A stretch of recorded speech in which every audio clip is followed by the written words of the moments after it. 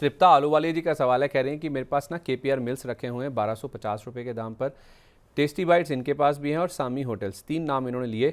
और इनके सवाल से मुझे याद आया सर, मैंने आपको खबर तो बता दी वो वाली बांग्लादेश को लेकर, जो लैंड पोर्ट्स के रास्ते जितना भी रेडीमेड गारमेंट्स का हमारे देश में इंपोर्ट होता है या फिर बांग्लादेश से एक्सपोर्ट होता है, वो इम्पैक्ट कर रहा है हमारे टेक्सटाइल स्टॉक्स को। टेक्सटाइल स्टॉक्स में करना क्या चाहिए सर? केपीआर मिल में देख रहा हूँ 4% ऊपर है। इसके अलावा वेल्सपन इंडिया हरे निशान में, वेल्सपन लिविंग माफ़ कीजिए, हरे निशान में ट्रेड कर रहा है। और वर्धमान टेक्सटाइल भी देखिए 6% का अपमूव इस स्टॉक में भी आज के सेशन में देखने को मिल रहा है। तो ये गारमेंट या फिर जो टेक्सटाइल या फिर ऐसी कंपनियां, इनके लिए काफ़ी अच्छी खबर थी। मैं इस स्टॉक से आपसे पहले पूछना भूल भी गया, माफ़ी भी चाहता हूं। इनका सवाल भी एड्रेस हो जाएगा sir. Textile as a space को लेकर आपकी राय भी दीजिए। जो खबर मैंने आपको बताई थी, बांग्लादेश के रास्ते जो गारमेंट है, जो रेडीमेड गारमेंट्स हैं, वो हमारे देश में आना, अब उसके ऊपर रोक लगा दी गई है सरकार की ओर से। एक नंबर भी मैं पढ़ रहा था सर, $700 मिलियन के आसपास का इम्पैक्ट होगा इससे। संदीप जी, पीछे भी अगर हम बात करें, जब बांग्लादेश में गवर्नमेंट का चेंज ओवर हुआ था और उस तरीके से नेगेटिविटी हुई थी, एट्रॉसिटीज अगेंस्ट हिंदू हुई थी, कई सारे इंडियन गारमेंट कंपनीज ने अपने प्लांट्स को शट डाउन कर दिया था और वापस उन्होंने कहा था कि हम अपने प्लांट्स को इंडिया में ही लगाएंगे। जी, Bangladeshi apparel and cotton industry को काफी मेजर डेंट लगा है।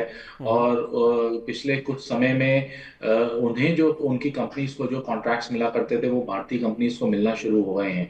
तो ओवरऑल यही पॉजिटिविटी हमें इंडियन टेक्सटाइल सेक्टर में देखने को मिली है। और अभी भी कारण यही है कि हमारा टेक्सटाइल सेक्टर इंटैक्ट है, क्योंकि उसे वहां से भी आते हुए जो ऑर्डर्स थे वो मिल रहे हैं अब इंडियन कंपनीज को।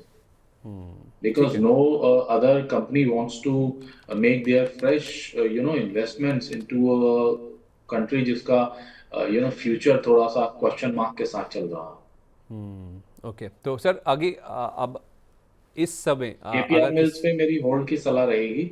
हाँ। जिन व्यूअर के पास है उन्हें अपनी पोजीशन को होल्ड रखना चाहिए। अगर स्टॉप लॉस की बात करें तो 1125 का स्टॉप लॉस और 1300 साढ़े 1300 करीब के टारगेट्स आने वाले कुछ हफ्तों में उम्मीद की जा सकती है।